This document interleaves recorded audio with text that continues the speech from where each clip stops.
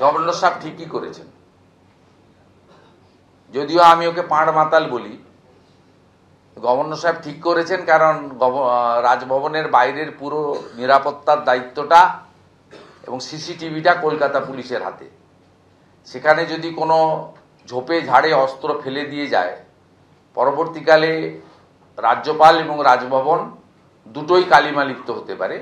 তাই তিনি যে ব্যবস্থাগুলো নিয়েছেন রাজভবনের মর্যাদা, সাংবিধানিক পদের গরিমাকে রক্ষা করার জন্য, এবং এই ভয়ঙ্কর তৃণমূল কংগ্রেস আর তার ভয়ঙ্কর যে পুলিশ, মনোজ বার্মার নেতৃত্বে কলকাতা পুলিশ, রাজীব কুমারের নেতৃত্বে রাজ্য পুলিশ, এক্ষেত্রে তিনি সতর্কীকরণ হিসেবে যে যে ব্যবস্থাগুলো নিচ্ছেন সঠিক। আর এফআইআর তিনি নির্দিষ্ট ধারাতে করেছেন, বিএনএস এর অন্তর্গত এই ধারাতে ব্যবস্থা নেওয়ার সুযোগ রয়েছে। আশা করি শুধু এফআইআর এর মধ্যেই সীমাবদ্ধ থাকবে না।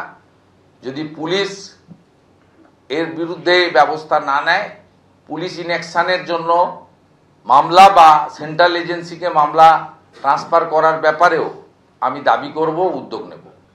এখন 15,000 টাকা করে শোরুম থেকে সার্টিফাই যে পরিবেশ বান্ধব বলে, 1000 টাকা দিয়ে রেজিস্ট্রেশন এবং মাসে 100 টাকা করে, 600 টাকা অগ্রিম দিতে হচ্ছে 6 মাসের।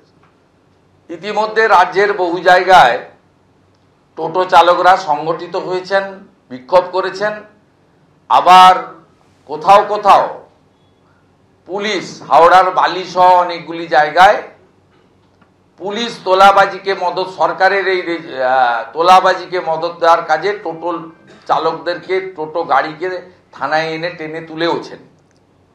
আমি আপনাদের মাধ্যমে পুনর্বার বলছি, আমি 2 মাস আগে জানিয়েছিলাম, কোনো টোটো চালক 1 পয়সা দেবেন না, 1 পয়সা দেবেন না।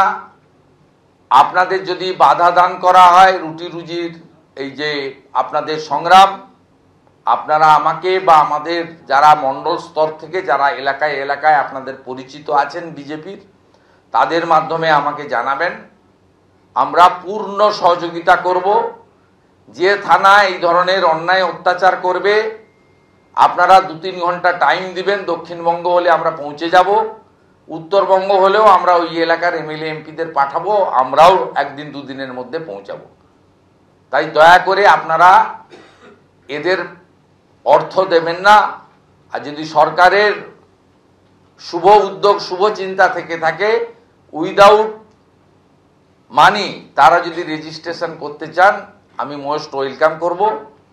যে সরকার নিশ্চিতভাবে পারে, পঞ্চায়েত পুরসভা পারে, লোকাল থানাও পারে, যে টোটোদের একটা তালিকা তৈরি করতে, নথিভুক্ত করতে যারা চালাচ্ছেন, এবং তারা নিয়ন্ত্রণও করতে পারেন যাতে আর নতুন করে টোটো বেশি সংখ্যায় না নামে বা যানজট না হয়, ইত্যাদি ইত্যাদি। কিন্তু সেক্ষেত্রে এই কঠিন কাজ, শ্রমের কাজ, 9 মাস আমাদের এখানে গরম থাকে, প্রচন্ড কষ্টে তাদেরকে চালাতে হয়। দয়া করে অর্থের বিনিময়ে এটা করবেন না।